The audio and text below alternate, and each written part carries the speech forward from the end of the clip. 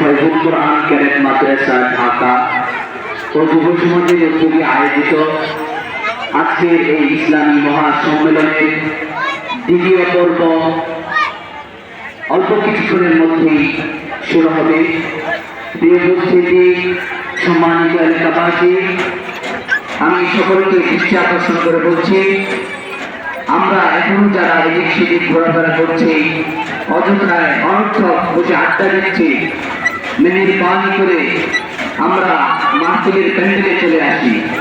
আমাদের দাওয়াতি মেহমানবৃন্দ এক এক করে চলে আসছেন।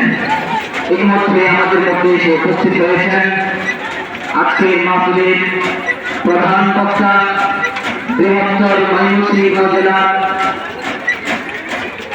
বিশিষ্ট বুজুর্গ পীরে কামেল হযরত মাওলানা মুফতি শহীদুল্লাহ বাহার কুতুবাদি সাহেব। আজকের মাহফিলের প্রধান বক্তা হযরত মাওলানা মুফতি শহীদুল্লাহ বাহার কুতুবাদি সাহেব ইতিমধ্যে আমাদের মধ্যে এসে উপস্থিত হয়েছেন। এক এক করে আমাদের দাওয়াতি মেহমানবৃন্দ আমাদের মধ্যে এসে উপস্থিত হচ্ছেন।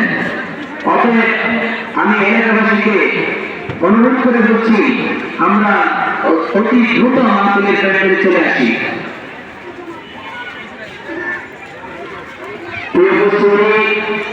এই মুহূর্তে আপনাদের সামনে গুরুত্বপূর্ণ আলোচনা নিয়ে আসছেন এদেশের ইসলামী আন্দোলনের স্থপতি হযরত হাফিজুর রহমাতুল্লাহ আলাইহির সুযোগ্য ভাতিজা ফারুক আহমেদ হাজিয়া বুজুর্গের